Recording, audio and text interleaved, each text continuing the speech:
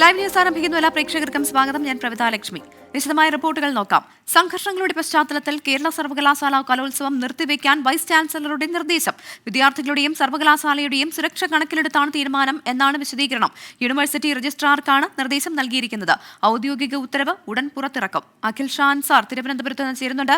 അഖിൽ ഷാ, ഈ കലോത്സവം തുടങ്ങുന്നതിന് മുൻപേ തന്നെ തുടങ്ങിയതാണ് വിവാദങ്ങൾ. കലോത്സവ വേദിയിൽ പോലും വലിയ രീതിയിലുള്ള പ്രശ്നങ്ങൾ SFIയും KSUവും തമ്മിലുണ്ടായിരുന്നു. നിലവിൽ ഇത് നിർത്തിവെക്കാനിടയായ സാഹചര്യത്തെക്കുറിച്ച് എന്ത് വിശദീകരണമാണ് അധികൃതർ നൽകുന്നത്?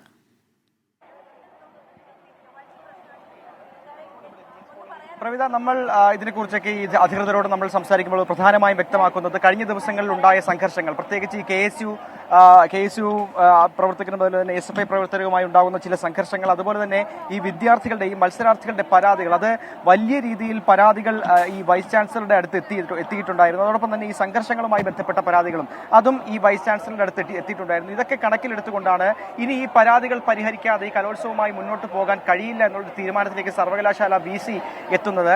ഇതുകൂടി മനസ്സിലാക്കിയ സാഹചര്യത്തിലാണ് ഈ രജിസ്ട്രാർക്ക് ഇത്തരത്തിലൊരു നിർദ്ദേശം നൽകുന്നത്. അതായത് ഈ പരാതികൾ മുഴുവൻ കേട്ട് അല്ലെങ്കിൽ അതിൽ പരിഹാരം കണ്ടതിന് ശേഷം, അതൊക്കെ പരിശോധിച്ച് അതിൽ പരിഹാരം കണ്ടതിന് ശേഷം മതി ഇനി ഒരു കലോത്സവം അല്ലെങ്കിൽ കലോത്സവത്തിന്റെ മറ്റ് കാര്യങ്ങൾ പൂർത്തീകരിക്കുക എന്നുള്ള കാര്യം തന്നെയാണ് പറയുന്നത്.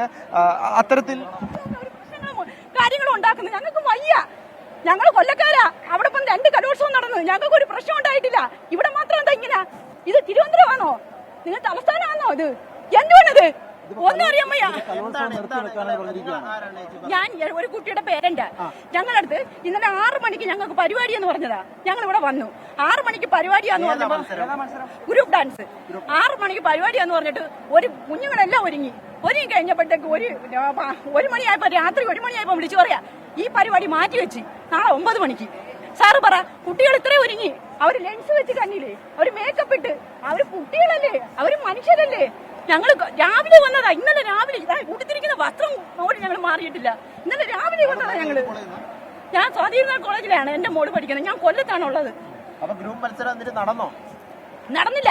എന്നിട്ട് ഇന്ന് 9 മണിക്കാന്ന് പറഞ്ഞു. 9 മണിക്കാന്ന് പറഞ്ഞാൽ കുഞ്ഞുങ്ങൾ ഇന്നലെ ഒരു പൊടി ഉറങ്ങില്ല. 1 മണിക്ക് ഡ്രസ്സ് അഴിച്ചിട്ടിട്ട് അവര് മേക്കപ്പ് മാറണ്ടെന്ന് അവര് പറഞ്ഞു. തലയിൽ കെട്ട് മാത്രം അഴിച്ചു കൊടുത്ത് വെളുപ്പാൻ രാവിലെ 4 മണിക്ക് ഒരുങ്ങാൻ കയറി വന്നപ്പോ പറയാ ഇവിടെ പരിപാടി എന്തോ പ്രശ്നമായി കിടക്കുന്നത്. കുഞ്ഞുങ്ങള് എന്റെ പൊന്നെ, ഞങ്ങൾ ഒരു കാര്യം പറയാം, ഞങ്ങൾക്ക് നഷ്ടപരിഹാരം തന്നാ മതി. എന്റെ മോളുണ്ട്, അതുകൊണ്ടാണ്. എന്റെ മോക്ക് പ്രൈസും കൊടുത്തിട്ടില്ല. സെക്കൻഡാണ് കൊടുത്തത്. അവള് 3 വയസ്സ് തൊട്ട് അവള് കലോത്സവ വേദി കയറി ഇറങ്ങിയ. പിന്നെ ഞങ്ങൾക്ക് ചെലവുണ്ടല്ല. ഞങ്ങൾക്ക് 2 ലക്ഷം രൂപ 10 ലക്ഷം രൂപയുടെ ചെലവുണ്ട് ഞങ്ങൾക്ക്. അതെ, ഞങ്ങൾക്ക്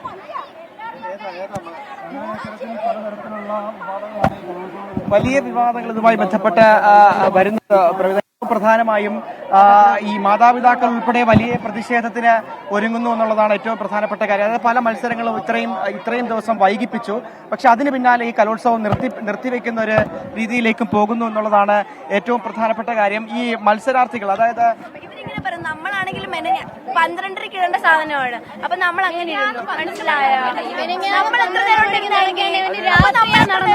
നമ്മൾ എപ്പോഴാണ് കളിച്ചത്? നമുക്ക് വിഷമമില്ലേ? നമ്മൾ കളിച്ചിട്ടാണ് വന്നത്. നമുക്ക് അപ്പീൽ കമ്മിറ്റി റിപ്ലൈ തന്നാൽ നമ്മളിപ്പോ ഇവിടെ ഇറങ്ങും. അവരത് പറയാൻ പറ. നമുക്ക് ഇത് നിർത്തണമെന്നോ ബാക്കിയുള്ളവർ ബുദ്ധിമുട്ടിക്കണമെന്നോ ഒരു ഇതുമില്ല. അപ്പീൽ കമ്മിറ്റി അതിന് നല്ലൊരു ഉത്തരം തന്നാൽ നമ്മൾ ഇവിടുന്ന് ഇറങ്ങിപ്പോവും. മനസ്സിലായോ? അപ്പീൽ കമ്മിറ്റി കൃത്യമായ എല്ലാവർക്കും നല്ല പോലെയുള്ള ഒരു കൃത്യമായ ഒരു മറുപടി തന്നു കഴിഞ്ഞാൽ നമ്മൾ അപ്പൊ ഈ സ്റ്റേജിൽ നിന്ന് ഇറങ്ങും. അല്ലാതെ നമുക്ക് ഈ സ്റ്റേജിൽ നിൽക്കണമെന്നോ ബാക്കിയുള്ളവർ ബുദ്ധിമുട്ടിക്കണമെന്നോ ഒരിതും ഇല്ല.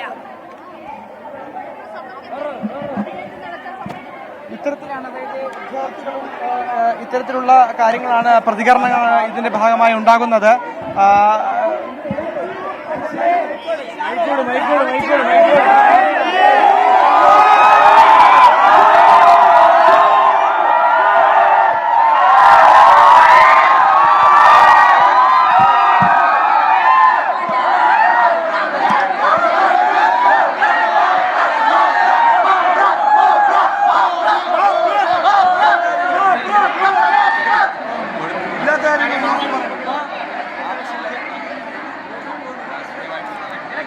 കേരള സർവകലാശാല കലോത്സവവുമായി ബന്ധപ്പെട്ട വലിയ പ്രതികരണങ്ങൾ വിദ്യാർത്ഥികളുടെയും രക്ഷിതാക്കളുടെയും ഭാഗത്തു നിന്ന് ഉണ്ടാവുകയാണ്. കലോത്സവം നിർത്തിവെക്കാൻ ഉത്തരവുടൻ പുറത്തിറങ്ങും എന്നുള്ള വാർത്തയുടെ അടിസ്ഥാനത്തിലാണ് ഇവർ പ്രതിഷേധിക്കുന്നത്.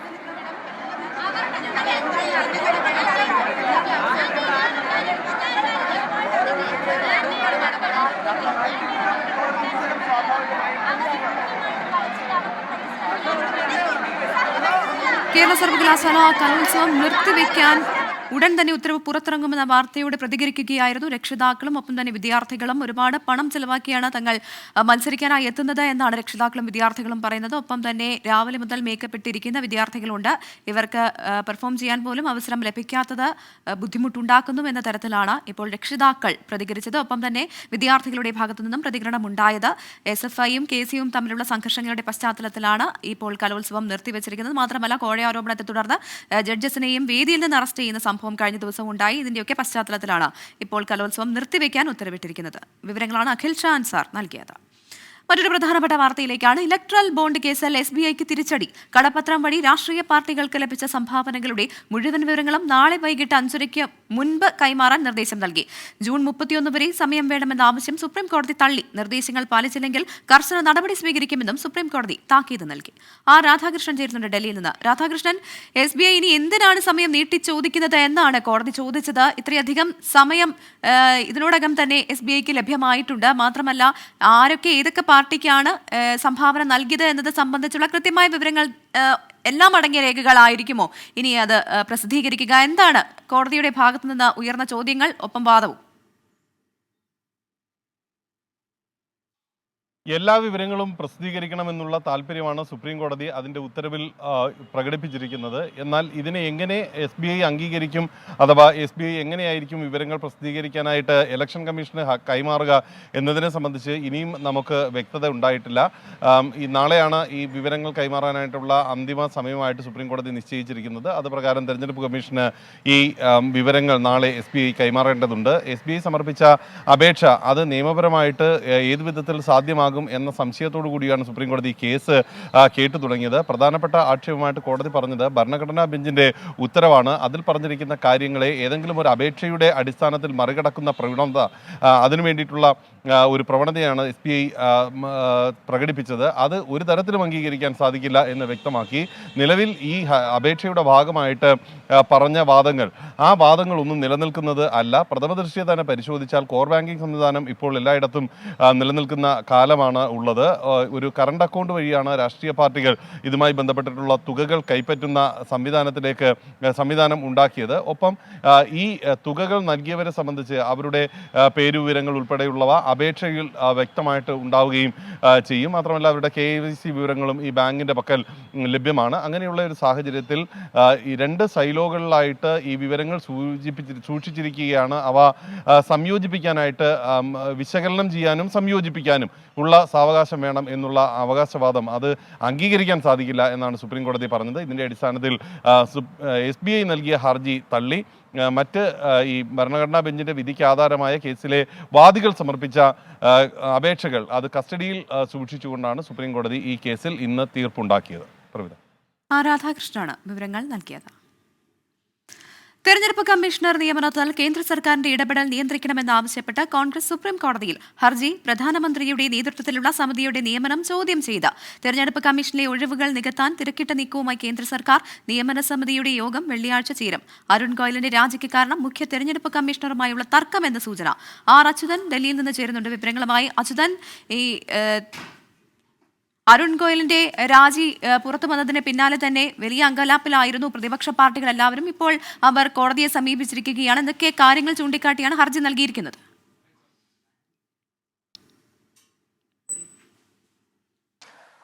പ്രവിത, ഈ തെരഞ്ഞെടുപ്പ് കമ്മീഷണർ അരുൺ ഗോയലിന്റെ രാജി അത് വലിയ രീതിയിലുള്ള ഒരു ചർച്ചാ വിഷയമായി ഉയർന്നിട്ടുണ്ട്. പ്രധാനമായും പ്രതിപക്ഷം ഉയർത്തുന്ന ചോദ്യം ഇതിൽ എന്തുകൊണ്ടാണ് അരുൺ ഗോയൽ രാജിവെച്ചത് എന്ന് സംബന്ധിച്ച കേന്ദ്രം ഒരു വിശദീകരണം നടത്തണമെന്നാണ്. പക്ഷേ കേന്ദ്ര സർക്കാരിനെ സംബന്ധിച്ചും അതൊരു തിരിച്ചടിയായി നിൽക്കുന്ന ഘട്ടമാണ്. അത്തരത്തിൽ ഈ തെരഞ്ഞെടുപ്പ് കമ്മീഷനിലെ ഒഴിവുകൾ അത് നികത്തുന്നതിന് വേണ്ടിയിട്ടുള്ള തിരക്കിട്ട നീക്കങ്ങളും കേന്ദ്രത്തിന്റെ ഭാഗത്തുനിന്ന് ഉണ്ടാവുന്നുണ്ട്. നിയമന സമിതി യോഗം വെള്ളിയാഴ്ചയാണ് ഇതുമായി ബന്ധപ്പെട്ട് ചേരുന്നത്. ഇതിനിടയിലാണ് കേന്ദ്ര സർക്കാരിനെതിരെ ഈ നിയമന സമിതിക്കെതിരെ കോൺഗ്രസ് ഇപ്പോൾ സുപ്രീം കോടതിയെ സമീപിച്ചിരിക്കുന്നത്. ജയ താക്കൂറാണ് ഹർജി നൽകിയിരിക്കുന്നത്. ഹർജിയിൽ പ്രധാനമായും ചൂണ്ടിക്കാട്ടുന്നത് ഈ നിലവിലെ നിയമന സമിതി, അതിൽ പ്രധാനമന്ത്രിയും കേന്ദ്രമന്ത്രിയും ഒപ്പം പ്രതിപക്ഷ നേതാവും ഉൾപ്പെടുന്നതാണ്. ഇത് നിലവിലെ ഈ ഭരണഘടനാ ലംഘനമാണ് ഈ സമിതിയിലൂടെ പ്രകടമാകുന്നത്. കാരണം സ്വതന്ത്രമായ ഒരു വ്യക്തി ഈ സമിതിക്കുള്ളിലില്ല. ഒപ്പം ഭൂരിപക്ഷ, അതായത് ഭരണകക്ഷിയുടെ ആധിപത്യം പ്രകടമാകുന്നതാണ് നിലവിലെ സമിതി. അതുകൊണ്ട് തന്നെ നീതിയുക്തവും സ്വതന്ത്രവുമായ ഒരു തെരഞ്ഞെടുപ്പ് ഇതിലൂടെ ലഭിക്കുകയില്ല എന്നും ചൂണ്ടിക്കാട്ടിയാണ് ഹർജി നൽകിയിരിക്കുന്നത്. എന്തായാലും അടിയന്തരമായി പരിഗണിക്കണം എന്നൊരു ആവശ്യം കൂടി ജയ താക്കൂർ ഹർജിയിലൂടെ മുന്നോട്ട് വയ്ക്കുന്നുണ്ട്. ഒപ്പം തന്നെ മറ്റ് പല ഇതുമായി ബന്ധപ്പെട്ട് അരുൺ ഗോയലിന്റെ രാജിയുമായി ബന്ധപ്പെട്ടും പല കാര്യങ്ങൾ ഉടലെടുക്കുന്നുണ്ട്. അതായത് ഈ മുഖ്യ തെരഞ്ഞെടുപ്പ് കമ്മീഷണറുമായുള്ള തർക്കങ്ങളാണ് ഇത്തരത്തിൽ ഒരു രാജിയിലേക്ക് ചെന്നെത്തിയത് എന്നുള്ള സൂചനകൾ കൂടി പുറത്തു വരുന്നുണ്ട്. കാരണം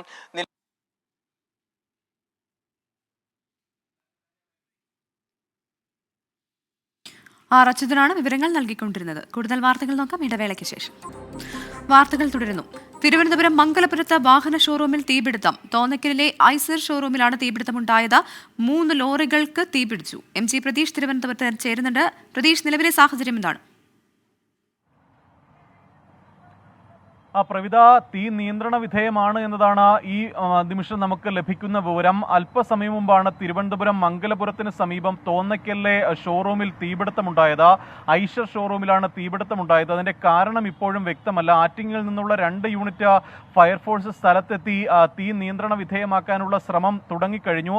നിലവിൽ ആശങ്കപ്പെടേണ്ട ഒരു സാഹചര്യം ഇല്ല എന്നതാണ് മംഗലപുരം പോലീസ് അടക്കം അറിയിക്കുന്നത്. ആളപായങ്ങൾ ഒന്നും തന്നെ ഇല്ല. പക്ഷേ 3 ലോറികൾ പൂർണ്ണമായും കത്തി നശിച്ചു എന്നതാണ് നമുക്ക് മനസ്സിലാക്കാൻ കഴിയുന്ന വിവരം. ഈ തീപിടുത്തം ഉണ്ടായ സമയത്ത് തന്നെ അവിടെ ഉണ്ടായിരുന്ന ജോലിക്കാർ അടക്കം പുറത്തിറങ്ങിയിരുന്നു. പിന്നാലെയാണ് ഫയർഫോഴ്സിനെയും പോലീസിനെയും വിവരം അറിയിച്ചത്. തുടർന്ന് ആറ്റിങ്ങിൽ നിന്നുള്ള ഫയർഫോഴ്സ് സംഘമാണ് തീ നിയന്ത്രണ വിധേയമാക്കാൻ ഇവിടെ എത്തിയത്. നിലവിൽ തീ പൂർണ്ണമായും കെടുത്തി എന്നതാണ് നമുക്ക് മനസ്സിലാക്കാൻ കഴിയുന്ന വിവരം. പക്ഷേ വലിയ ലക്ഷക്കണക്കിന് രൂപയുടെ നാശനഷ്ടങ്ങൾ ഈ തീപിടുത്തവുമായി ബന്ധപ്പെട്ട് ഉണ്ടായിട്ടുണ്ട്. അതിന്റെ കാരണമടക്കം ഇപ്പോൾ ഫയർഫോഴ്സും പോലീസും പരിശോധിച്ച് വരികയാണ്. പ്രവിത.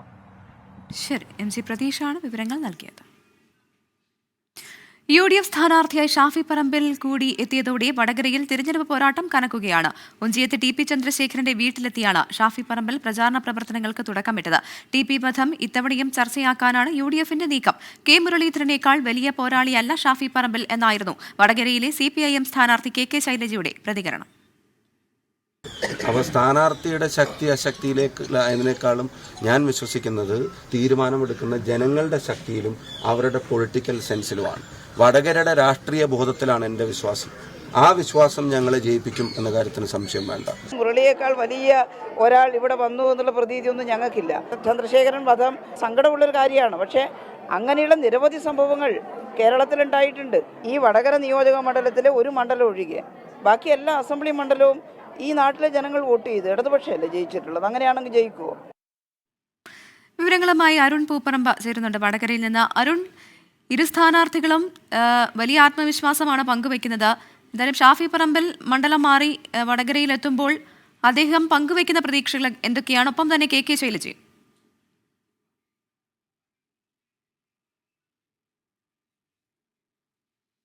അരുൺ, കേൾക്കാമോ?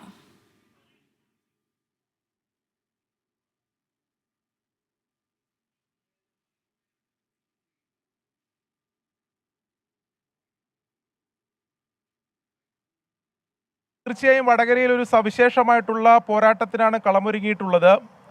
ആ ആദ്യഘട്ടത്തിൽ UDFനെ സംബന്ധിച്ച് ആശയക്കുഴപ്പമുണ്ടായിരുന്നു. മുരളീധരൻ തൃശ്ശൂരിലേക്ക് പോകുന്നു, പകരം ആര് എന്ന ചോദ്യം. അതിനുശേഷം എന്നാൽ ഷാഫി പറമ്പിലെത്തിയതോടെ UDF ക്യാമ്പ് വലിയ ആവേശത്തിലായി എന്ന വിലയിരുത്തലാണ്. അതിൽ ഷാഫി പറമ്പിലിൻ്റെ വരവോടെ നേരത്തെ ആദ്യഘട്ടത്തിൽ മുസ്ലിം ലീഗിൽ അതൃപ്തി ഉണ്ടായിരുന്നെങ്കിൽ പോലും ഷാഫിയുടെ വരവോടെ അതൃപ്തിയൊക്കെ മാറി സംഘടനാപരമായും അല്ലാതെയും തെരഞ്ഞെടുപ്പിൽ വലിയ പോരാട്ടം കാഴ്ചവെക്കാൻ ആകുമെന്ന പ്രതീക്ഷ UDF ക്യാമ്പുകൾ പങ്കുവെക്കുന്നു. അതോടൊപ്പം തന്നെ ഈ കഴിഞ്ഞ 2 ദിവസം ഷാഫി പറമ്പിൽ ഇന്നലെ വടകരയിലെത്തുന്നു. ഇന്ന് പ്രചാരണത്തിൻ്റെ ആദ്യ ദിവസമാണ്. 2 ദിവസവും വലിയ തരത്തിലുള്ള മുന്നേറ്റം പ്രചാരണത്തിൽ ഉണ്ടാക്കാൻ സാധിച്ചു. അതായത് യുവജന രംഗത്തെ നേതാക്കൾ ഉൾപ്പെടെ വടകരയിൽ ക്യാമ്പ് ചെയ്തുകൊണ്ട് പ്രവർത്തിക്കുന്നു എന്ന തരത്തിലേക്ക് മാറുന്നു. എന്നാൽ LDF ക്യാമ്പിനെ സംബന്ധിച്ചിടത്തോളം ആശങ്കയില്ല. അതായത് ഷാഫി പറമ്പിൽ വലിയൊരു എതിരാളിയല്ല എന്ന തരത്തിലാണ് കെ ശൈലജ ഉൾപ്പെടെ പ്രതികരിച്ചിട്ടുള്ളത്. അതായത് മുരളീധരനേക്കാളും വലിയ പോരാളിയായി ഷാഫി പറമ്പിലിനെ കാണാൻ സാധിക്കില്ല എന്ന തരത്തിലുള്ള പ്രതികരണമാണ് ഉണ്ടായത്. എന്നാൽ ഏറ്റവും പ്രധാനപ്പെട്ട കാര്യം UDFന്റെ പ്രചാരണം ഔപചാരികമായി തുടങ്ങിയത് TPയുടെ വീട്ടിൽ വച്ചാണ്. അതായത് ഈ തെരഞ്ഞെടുപ്പിലും ഈ തവണയും TP വധം പ്രധാനപ്പെട്ട ഒരു രാഷ്ട്രീയ ആയുധമായി അല്ലെങ്കിൽ രാഷ്ട്രീയ പ്രചാരണ വിഷയമായി വടകരയിൽ UDF ഉന്നയിക്കുമെന്ന കാര്യത്തിൽ സംശയമില്ല. ആ തരത്തിലുള്ള സൂചനകളാണ് ഇന്നലെ ആദ്യ ഈ പ്രചാരണം ഷാഫി പറമ്പിൽ വടകരയിൽ എത്തിയ ഘട്ടത്തിൽ നേതാക്കളുടെ പ്രതികരണം ആ തരത്തിലായിരുന്നു.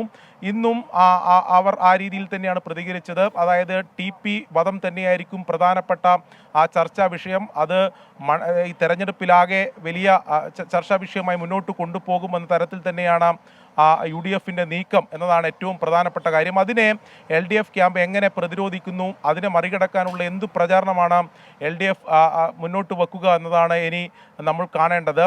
ഈ TP കേസിനെ അത്തരത്തിൽ പ്രചാരണ വിഷയം, അതായത് വലിയ രീതിയിൽ ചർച്ചയാവില്ല എന്ന് LDF ക്യാമ്പ് പറയുമ്പോഴും നമുക്കറിയാം 2 തെരഞ്ഞെടുപ്പ്, അതായത് 2019 അതോടൊപ്പം തന്നെ 2014 തെരഞ്ഞെടുപ്പുകളിൽ ഈ മണ്ഡലത്തിൻ്റെ റിസൾട്ടിനെ തന്നെ ബാധിച്ച ഒരു പ്രധാനപ്പെട്ട വിഷയമായിരുന്നു TP വധക്കേസ്. ആ രീതിയിൽ സ്വാധീനിക്കപ്പെട്ട ഒരു വിഷയമാണ് TP വധക്കേസ്. സ്വാഭാവികമായും ഏത് രീതിയിൽ തെരഞ്ഞെടുപ്പ് ഘട്ടത്തിൽ ഈ പ്രചാരണത്തിലെല്ലാം പ്രതിഫലിക്കുമെന്ന ഒരു രാഷ്ട്രീയ കൗതുകം കൂടി ബാക്കി വെക്കുകയാണ്. എന്തായാലും ആദ്യഘട്ടം മുതൽ വടകര സസ്പെൻസ്, അതോടൊപ്പം തന്നെ വലിയ ഒരു പൊളിറ്റിക്കൽ ഫൈറ്റിൻ്റെ മൂഡ് ക്രിയേറ്റ് ചെയ്തിട്ടുണ്ട്. അതുകൊണ്ട് ആ തരത്തിൽ തന്നെയാണ് മുന്നോട്ട് പോകുന്നത്. സംസ്ഥാനത്തെ, അതായത് ലോക്സഭാ തെരഞ്ഞെടുപ്പിൽ കേരളത്തിൽ ഒരു ശക്തമായ രാഷ്ട്രീയ പോരാട്ടത്തിന് വടകര കളമൊരുക്കിയിരിക്കുകയാണ് എന്നതാണ് നമുക്കിപ്പോൾ ഈ തെരഞ്ഞെടുപ്പ് രംഗത്ത് നിന്ന് കാണാൻ കഴിയുന്ന കാഴ്ച. പ്രവിധ.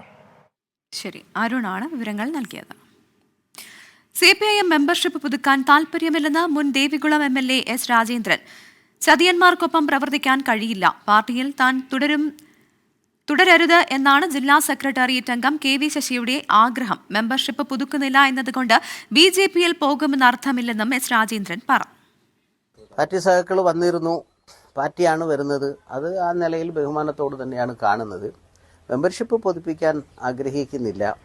ഈ സമയത്ത് ഒരു തെരഞ്ഞെടുപ്പ് സമയത്ത് ഇങ്ങനെ ഒരു വാദത്തിലേക്കോ ഒരു പ്രചരണത്തിലേക്കോ പോകാൻ ആഗ്രഹിച്ചതുമല്ല. പിന്നെ എന്നും ഈ വാർത്ത വരുന്നതുകൊണ്ട് പറഞ്ഞു എന്നുള്ളതേ ഉള്ളൂ. രാജയ്ക്കെതിരെ പ്രവർത്തിച്ചു എന്നുള്ളത് ഇപ്പോൾ വേണേൽ ആരെങ്കിലും പറയുമോ എന്ന് നോക്കാലോ. അത് കെട്ടിച്ചമച്ച് ചതി ഉണ്ടാക്കിയതാണ്. ആ ചതിയൻ ആളുകൾ ഒപ്പം നിന്ന് പോകാൻ എനിക്ക് മനസ്സ് അങ്ങോട്ട് അടുക്കുന്നില്ല. അതാണ് മെമ്പർഷിപ്പ് പുതുപ്പിക്കാൻ പറ്റാത്തത്. രാഹുൽ വിജയൻ ചേരുന്നുണ്ട് ഇടുക്കിയിൽ നിന്ന്. രാഹുൽ, എന്തൊക്കെ കാര്യങ്ങളാണ് രാജേന്ദ്രൻ പറഞ്ഞത്?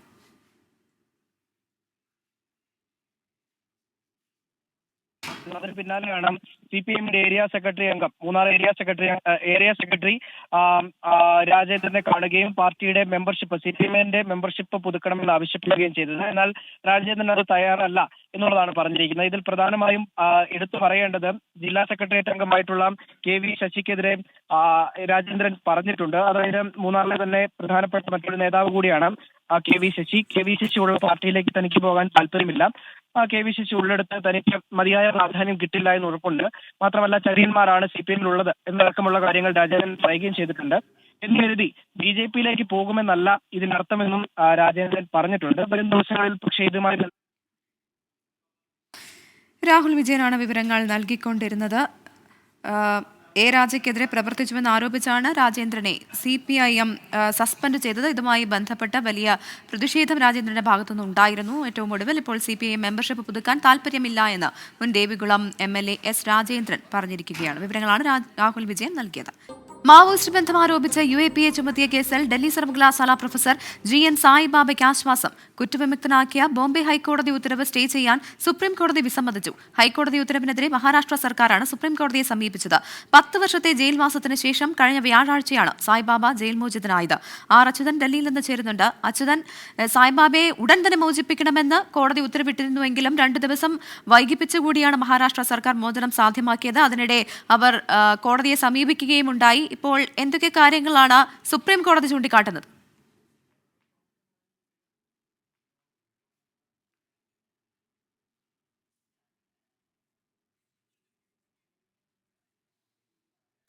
മാവോയിസ്റ്റ് ബന്ധം ആരോപിച്ച് UAPA ചുമത്തിയ കേസിൽ ഡൽഹി സർവകലാശാല പ്രൊഫസർ GN സായിബാബയ്ക്ക് ആശ്വാസം. വിവരങ്ങളുമായി R അച്യുതൻ ചേരുന്നുണ്ട്. അച്യുതൻ, കേൾക്കാമോ വിവരങ്ങൾ? പ്രവിധ, ഈ മാവോയിസ്റ്റ് ബന്ധവുമായി ബന്ധപ്പെട്ട കേസിൽ പ്രൊഫസർ GN സായിബാബയ്ക്ക് മുംബൈ ഹൈക്കോടതിയുടെ നാഗ്പൂർ ബെഞ്ച് ആശ്വാസം നൽകിക്കൊണ്ട് കുറ്റവിമുക്തനാക്കിയിരുന്നു. എന്നാൽ ഇതിനെതിരെയാണ് മഹാരാഷ്ട്ര സർക്കാർ സുപ്രീം കോടതിയെ സമീപിച്ചത്.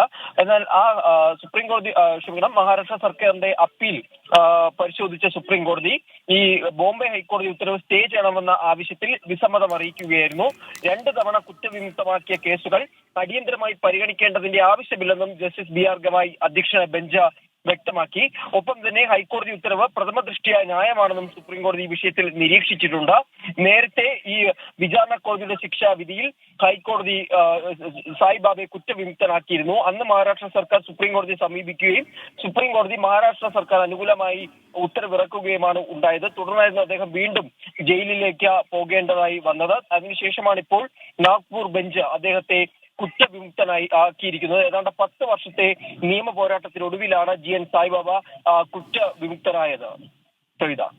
R അച്യുതനാണ് വിവരങ്ങൾ നൽകിയത്. BJPയിൽ ചേർന്നതിനു ശേഷം മുരളി മന്ദിരത്തിലെത്തി പത്മജ വേണുഗോപാൽ. തൃശൂരിൽ K മുരളീധരനെയും കോൺഗ്രസുകാർ തോൽപ്പിക്കുമെന്ന് പത്മജ വേണുഗോപാൽ പറഞ്ഞു. ഷമാ മുഹമ്മദിനെ പോലെ കോൺഗ്രസിൽ അവഗണന നേരിടുന്നവരെ BJPയിലേക്ക് സ്വാഗതം ചെയ്യുന്നുവെന്നും ഇപ്പോഴത്തെ BJP പ്രവർത്തകർ പഴയ കോൺഗ്രസുകാരെന്നും പത്മജ വേണുഗോപാൽ പറഞ്ഞു. തീർച്ചയായിട്ടും ആർക്കൊക്കെ മനസ്സിന് വിഷമമുണ്ട് അവരൊക്കെ വരും. ഇനി നമ്മൾ സ്വാഗതം ചെയ്യേണ്ട ആവശ്യമില്ല. ഈ ഇലക്ഷൻ കഴിഞ്ഞാൽ ആരൊക്കെ വരുന്നുണ്ട നിങ്ങൾ കിട്ടും. അപ്പോഴേക്കും നമ്മളൊക്കെ ഒതുങ്ങി പോയിട്ടുണ്ടാവും. കാരണം അതിനേക്കാളും പ്രഭവന്മാരെ വരാൻ പറ്റും. പ്രിയങ്ക ഗാന്ധിക്കൊപ്പം വാഹനത്തിൽ കയറാൻ ലക്ഷങ്ങൾ വാങ്ങിയെന്ന പത്മജയുടെ ആരോപണം മുൻ DCC പ്രസിഡന്റ് MP വിൻസെന്റ് തള്ളി. സൂരജ് സജി തൃശൂരിൽ നിന്ന് ചേരുന്നുണ്ട്. സൂരജ്, BJP പ്രവേശനത്തിന് ശേഷം പത്മജ വേണുഗോപാൽ മുരളി മന്ദിരത്തിലെത്തി നിരവധി കാര്യങ്ങൾ മാധ്യമങ്ങളുമായി പങ്കുവയ്ക്കുകയും ചെയ്തു. എന്തായാലും BJP പ്രവേശനത്തിന് ശേഷം കോൺഗ്രസിനെതിരെ കടുത്ത വിമർശനമാണ് പത്മജ വേണുഗോപാൽ ഉന്നയിക്കുന്നത്. ഇന്ന് പത്മജ പറഞ്ഞ കാര്യങ്ങളുടെ കൂടുതൽ വിശദാംശങ്ങൾ എന്താണ്? പ്രവിധ, എന്തായാലും BJP പ്രവേശനത്തിന് ശേഷം ഈ പത്മജ തൃശ്ശൂരിലേക്ക് എത്തുമ്പോൾ രൂക്ഷ വിമർശനമാണ് കോൺഗ്രസിനെതിരെ നടത്തിയിരിക്കുന്നത്. തന്നെ തൃശ്ശൂരിൽ തോൽപ്പിച്ചതുപോലെ തന്നെ K മുരളീധരനും തൃശ്ശൂരിൽ തോൽവി അറിയേണ്ടി വരും എന്നുള്ളതാണ് പത്മജ പറയുന്നത്. അതേസമയം സുരേഷ് ഗോപി ജയിക്കും എന്നുകൂടി പത്മജ പറയുന്നുണ്ട്. അതോടൊപ്പം തന്നെ തോൽപ്പിച്ചവരാണ് ഇപ്പോൾ ഈ മുരളീധരനൊപ്പം തെരഞ്ഞെടുപ്പ് പ്രചാരണങ്ങളിലടക്കം നടക്കുന്ന ആളുകൾ എന്നുള്ളതാണ് പറയുന്നത്. അതിൽ പ്രധാനമായും ഒരു ഒളിയമ്പ് ഈ പത്മജ വയ്ക്കുന്നത് അത് നിലവിലെ MP ആയിട്ടുള്ള TN പ്രതാപൻ, അതുപോലെ തന്നെ മുൻ DCC പ്രസിഡന്റ് ആയിട്ടുള്ള MP വിൻസെന്റ് എന്നിവരെ ലക്ഷ്യമിട്ടുകൊണ്ടായിരുന്നു പത്മജയുടെ ഈ പരാമർശം. ഇവർ രണ്ടുപേരും ചേർന്നാണ് പത്മജയെ തൃശ്ശൂരിൽ തോൽപ്പിച്ചത് എന്നുള്ളതായിരുന്നു പത്മജയുടെ ഒളിയമ്പ്. അതോടൊപ്പം തന്നെ MP വിൻസെന്റ് കഴിഞ്ഞ തവണ, അതായത് പത്മജ മത്സരിച്ച തെരഞ്ഞെടുപ്പിൽ പ്രിയങ്ക ഗാന്ധിയുടെ വാഹനത്തിൽ കയറുന്നതിന് വേണ്ടി മാത്രം 22.5 ലക്ഷം രൂപ പത്മജയുടെ കയ്യിൽ നിന്ന് വാങ്ങി എന്നൊരു ആരോപണം കൂടി പത്മജ മുന്നോട്ട് വെക്കുന്നു. എന്തായാലും ആ ആരോപണം ഈ MP വിൻസെന്റ് തള്ളുന്നുണ്ട്. അദ്ദേഹം പറയുന്നത് ഈ 22.5 ലക്ഷം രൂപ വാഹനത്തിൽ കയറാൻ മാത്രം തരാൻ പത്മജയ്ക്ക് ഓർമ്മയില്ലേ എന്നുള്ള തരത്തിലാണ് ചോദിക്കുന്നത്. അതോടൊപ്പം തന്നെ തനിക്കും അതുപോലെ TN പ്രതാപനും ഓരോ വോട്ട് മാത്രമേ ഉള്ളൂ. പത്മജയുടെ തോൽവിയുടെ ആഴം എത്രയാണ് എന്ന് പരിശോധിച്ചാൽ എങ്ങനെയാണ് തോറ്റതെന്ന് മനസ്സിലാക്കാമെന്നുള്ളതാണ് MP വിൻസെന്റ് മറുപടി നൽകുന്നത്. എന്തായാലും വടകരയിൽ ജയിക്കാൻ കഴിയുന്ന മുരളീധരനെ തൃശ്ശൂരിലേക്ക് എത്തിച്ച കോൺഗ്രസ് പ്രവർത്തകർ തോൽപ്പിക്കാൻ ശ്രമിക്കുകയാണ്. തെരഞ്ഞെടുപ്പിന് ശേഷം തോൽവി ഉണ്ടായാൽ സ്വാഭാവികമായും BJPയിലേക്ക് വരുന്നതിനെക്കുറിച്ച് K മുരളീധരൻ ചിന്തിക്കുമെന്നും ഷമാ മുഹമ്മദ് അടക്കം കോൺഗ്രസിൽ അവഗണന നേരിടുന്ന ആളുകൾ BJPയിലേക്ക് എത്തുമെന്നും പത്മജ പറയുന്നു. ശരി, സൂരജ് സജിയാണ് വിവരങ്ങൾ നൽകിയത്. ലോക്സഭാ തെരഞ്ഞെടുപ്പ് അടുത്തിരിക്കെ BJPക്ക് തിരിച്ചടി. രാജസ്ഥാനിലെ ചുരുവിൽ നിന്നുള്ള MP രാഹുൽ കസ്വാൻ കോൺഗ്രസിൽ ചേർന്നു. തെരഞ്ഞെടുപ്പിൽ രാഹുൽ കസ്വാന് BJP സീറ്റ് നിഷേധിച്ചിരുന്നു. നിതിൻ അംബുജൻ ഡൽഹിയിൽ നിന്ന് ചേരുന്നുണ്ട്. നിതിൻ, അങ്ങനെ ഒരു BJP നേതാവ് ഇപ്പോൾ കോൺഗ്രസിലേക്ക് ചേർന്നിരിക്കുകയാണ്. എന്താണ് ഈ കോൺഗ്രസിലേക്ക് എത്താനുള്ള കാരണമായി അദ്ദേഹം ചൂണ്ടിക്കാട്ടുന്നത്? പ്രവിധ, മല്ലികാർജ്ജുൻ ഖാർഗെയുടെ സാന്നിധ്യത്തിലാണ് അദ്ദേഹത്തിന്റെ വസതിയിൽ വെച്ച് രാഹുൽ കസ്വാൻ BJP വിട്ട് കോൺഗ്രസിൽ ചേർന്നിരിക്കുന്നത്. ഇത്തവണ BJP രാജസ്ഥാനിൽ 15 ലോക്സഭാ സീറ്റുകൾക്ക് സ്ഥാനാർത്ഥികളെ പ്രഖ്യാപിച്ചിരുന്നു. അതിനുശേഷം ചില പൊട്ടിത്തെറികൾ BJPയുടെ രാജസ്ഥാനിൽ തന്നെ ഉയർന്നിട്ടുണ്ട്. ഇതിന്റെ ഭാഗമായാണ് ചുരുവിലുള്ള MP രാഹുൽ കസ്വാൻ ഇപ്പോൾ BJP വിട്ട് കോൺഗ്രസിന്റെ ഭാഗമായിരിക്കുന്നത്. 2004 മുതൽ ചുരു BJPയുടെ കോട്ടയാണ്. സ്വാഭാവികമായിട്ടും രാഹുൽ കസ്വാന് സീറ്റ് നിഷേധിച്ചതിനു പിന്നാലെ വലിയ തരത്തിലുള്ള അതൃപ്തി നേതൃത്വത്തിന് മുമ്പാകെ തന്നെ രാഹുൽ അറിയിച്ചിരുന്നു. ഇതിനു പിന്നാലെ പിന്നാലെയാണ് ഇപ്പോൾ BJP വിട്ട് കോൺഗ്രസിൽ ചേർന്നിരിക്കുന്നത്. രാഹുൽ കസ്വാന് പകരം ദേവേന്ദ്ര ജജാരിയേക്കാണ് ഇത്തവണ BJP ചുരുവിൽ സീറ്റ് നൽകിയിരിക്കുന്നത്. എന്തായാലും സീറ്റ് നിഷേധത്തിന് പിന്നാലെ 15ഓളം രാജസ്ഥാനിൽ വിവിധയിടങ്ങളിൽ ഇതിനകം തന്നെ ചില അഭിപ്രായ വ്യത്യാസങ്ങളെല്ലാം തന്നെ ഉയർന്നിട്ടുണ്ട്. എന്തായാലും കൂടുതൽ നേതാക്കൾ ഇനിയുള്ള ദിവസങ്ങളിൽ പാർട്ടി വിട്ട് BJPയിൽ നിന്ന് പുറത്തു വരുമെന്നാണ് ഇപ്പോൾ രാഹുൽ കസ്വാൻ വ്യക്തമാക്കിയിരിക്കുന്നത്. എന്തായാലും മല്ലികാർജ്ജുൻ ഖർഗെയുടെ വസതിയിൽ വെച്ച് ഇപ്പോൾ കോൺഗ്രസിന്റെ അംഗത്വം സ്വീകരിച്ചിട്ടുണ്ട്. ശരി, നിതിൻ അംബുജനാണ് വിവരങ്ങൾ നൽകിയത്. വയനാട് മേപ്പാടി എരുമക്കൊല്ലി GUP സ്കൂൾ മുറ്റത്ത് കാട്ടുപോത്ത് 12 മണിയോടെയാണ് കാട്ടുപോത്ത് എത്തിയത്. ഏറെ നേരത്തിനു ശേഷം തോട്ടം ഭാഗത്തേക്ക് പോയി. സുർജിത്ത് അയ്യപ്പത്ത് ചേരുന്നുണ്ട്. സുർജിത്ത്, ഈ കാട്ടുപോത്തിനെ പിന്നീട് കണ്ടെത്താനായിട്ടുണ്ടോ? നിലവിൽ അവിടുത്തെ സാഹചര്യം എന്താണ്? പ്രവിത, ഈ എരുമക്കൊല്ലി എന്ന് പറയുന്ന ഈ മേഖല വനമേഖലയോട് ചേർന്ന് കിടക്കുന്ന പ്രദേശമാണ്. അതായത് തോട്ടമാണ് തൊട്ടടുത്ത്, തോട്ടത്തിന് നടുക്കായുള്ള പ്രദേശമാണ്. ചെമ്പ്രമലയാണ് തൊട്ടടുത്ത്. അതുകൊണ്ട് തന്നെ ഇത് ഒരു അസ്വാഭാവികത ഇല്ലാത്തൊരു സംഭവമാണ്. സ്ഥിരമായി വന്യമൃഗങ്ങൾ ആ മേഖലയിൽ എത്താറുണ്ട്. പക്ഷേ ഇന്നൊരു കൗതുകം എന്ന് പറഞ്ഞാൽ ഇന്ന് ഉച്ചയ്ക്ക് 12 മണിയോടുകൂടി കാട്ടുപോത്ത് അവിടെ എത്തുകയും ഏറെ സമയം അതുണ്ടായിരുന്നു ആ സ്കൂൾ മുറ്റത്ത് എന്നുള്ളതാണ്. അതിനുശേഷം അത് നേരെ തോട്ടത്തിലേക്ക് കയറുകയും പിന്നീട് വനമേഖലയിലേക്ക് കയറി പോവുകയുമാണ് ഉണ്ടായത്. നേരത്തെ ആനയെല്ലാം തന്നെ ഇറങ്ങുന്ന ഒരു പ്രദേശമാണിത് എരുമക്കൊല്ലി എന്ന് പറയുന്നത്. അതായത് ചെമ്പ്രമലയുടെ തൊട്ട് താഴെ ഉള്ള സ്കൂളാണിത്. ആ സ്കൂളിലാണ് ഇങ്ങനെ ഒരു കൗതുകരമായ സംഭവം ഉണ്ടായത്. അതിനപ്പുറത്തേക്ക് കുട്ടികളെ സംബന്ധിച്ച് അവർക്ക് സ്ഥിരം കാഴ്ചയാണ്. ആ മേഖലയിലെല്ലാം തന്നെ എപ്പോഴും കാട്ടുപോത്തും ആനയും എല്ലാം തന്നെ ഇറങ്ങി നിൽക്കുന്ന ഒരു പ്രദേശം കൂടിയാണ്. എന്തായാലും മറ്റ് ആശങ്കകളൊന്നും ഇല്ല. പ്രവിധ. ശരി, സുർജിത്ത് അയ്യപ്പത്താണ് വിവരങ്ങൾ നൽകിയത്. അരിക്കൊമ്പൻ കേരള അതിർത്തിക്ക് സമീപം. കേരള അതിർത്തിയിൽ നിന്ന് കേവലം 18 കിലോമീറ്റർ അകലെയാണ് അരിക്കൊമ്പൻ ഇപ്പോൾ ഉള്ളതെന്ന് റേഡിയോ കോളർ സിഗ്നൽ. സഞ്ചാരപാത നിരീക്ഷിക്കുന്നതിനായി കേരള വനം വകുപ്പ് AB ജയശങ്കർ തിരുവനന്തപുരത്ത് നിന്ന് ചേരുന്നുണ്ട്. ജയശങ്കർ, നിലവിൽ എവിടെയാണ് അരിക്കൊമ്പൻ? അതായത് നിലവിൽ വനം വകുപ്പ് നൽകുന്ന വിവരങ്ങൾ അനുസരിച്ച് തമിഴ്നാട് വനമേഖലയിലാണ് അരിക്കൊമ്പൻ ഉള്ളത്. കേരളത്തിൽ നിന്ന്, കേരള വനാതിർത്തിയിൽ നിന്ന് 18 കിലോമീറ്റർ അകലെ എന്നാണ് വനം വകുപ്പ് നിലവിൽ നൽകുന്ന വിശദീകരണം. ഏറ്റവും ഒടുവിൽ ലഭിച്ച റേഡിയോ കോളർ വിശദാംശങ്ങളുടെ അടിസ്ഥാനത്തിലാണ് ഈ വിവരം പുറത്തു വരുന്നത്.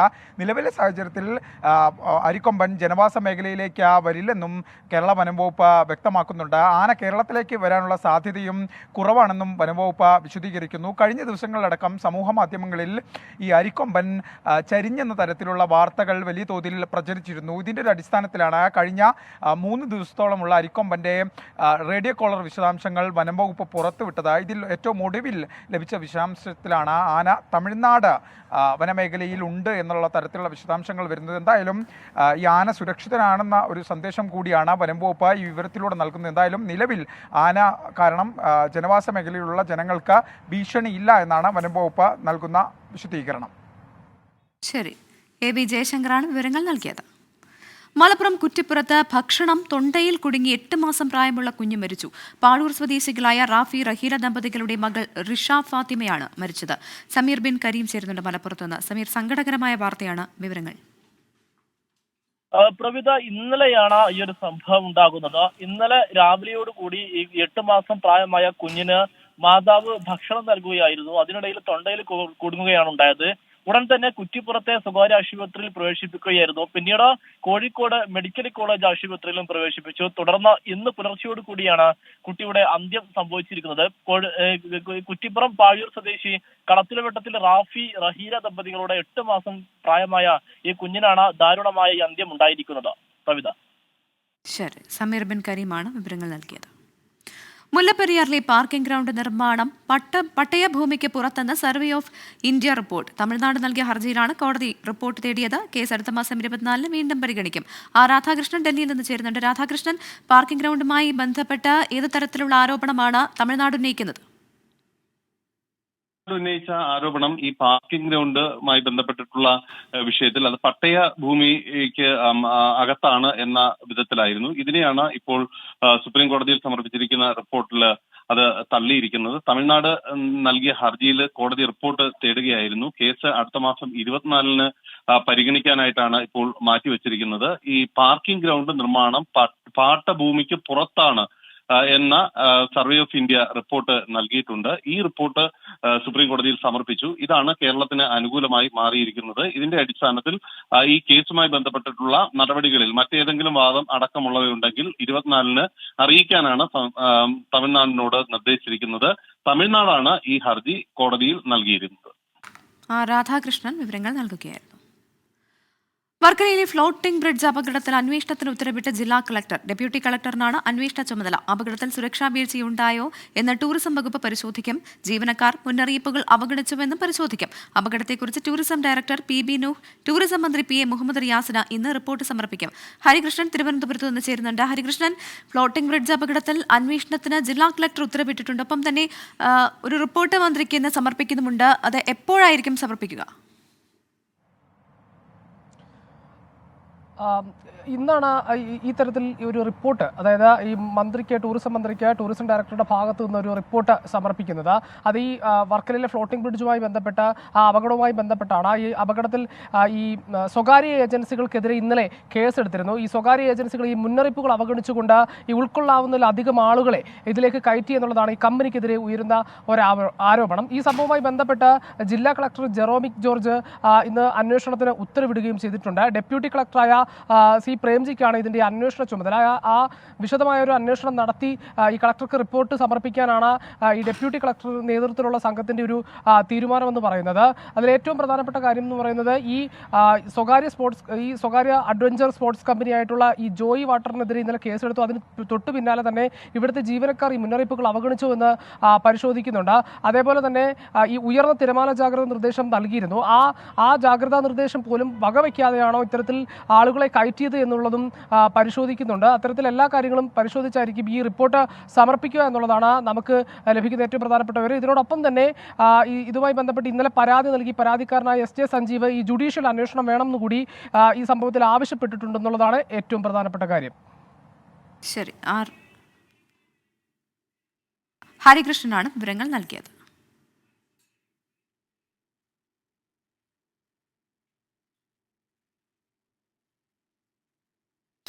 അനധികൃത സ്വത്ത് സമ്പാദന കേസിൽ തമിഴ്നാട് മുൻ മന്ത്രി K. പൊന്മുടിയുടെ ശിക്ഷ സുപ്രീം കോടതി റദ്ദാക്കി. മദ്രാസ് ഹൈക്കോടതിയാണ് പൊന്മുടിക്ക് ഭാര്യയ്ക്കും 3 വർഷം തടവും 50 ലക്ഷം രൂപ പിഴയും വിധിച്ചത്. മനീഷ് മൂർത്തി ചേരുന്നുണ്ട് ചെന്നൈയിൽ നിന്ന്. മനീഷ് മൂർത്തി, ഏത് തരത്തിലാണ് ആശ്വാസമാവുക? പൊന്മുടിയുടെ ശിക്ഷ സുപ്രീം കോടതി ഇപ്പോൾ റദ്ദാക്കിയിട്ടുണ്ടല്ലോ, ഉടൻ തന്നെ പുറത്തിറങ്ങാനാകുമോ?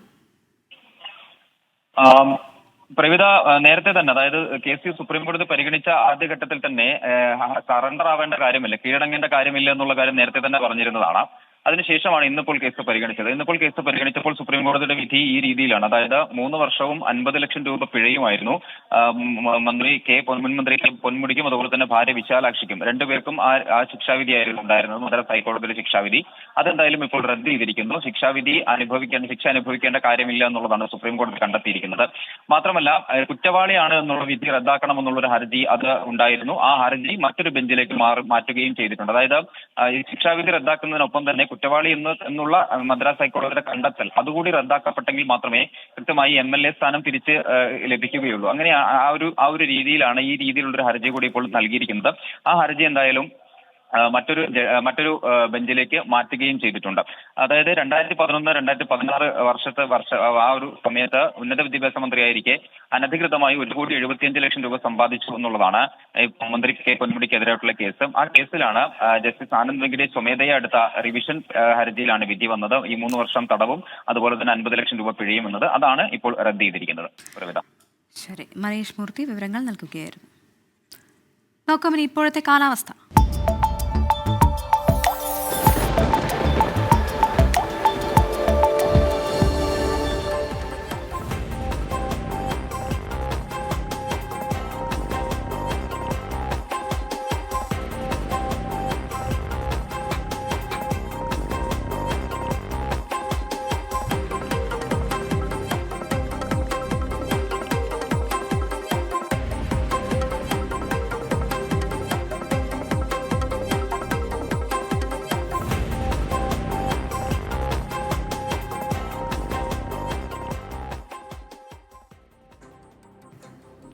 ഇടവേളയ്ക്ക് ശേഷം ന്യൂസ് സൂപ്പർ ഫാസ്റ്റ് കാണും.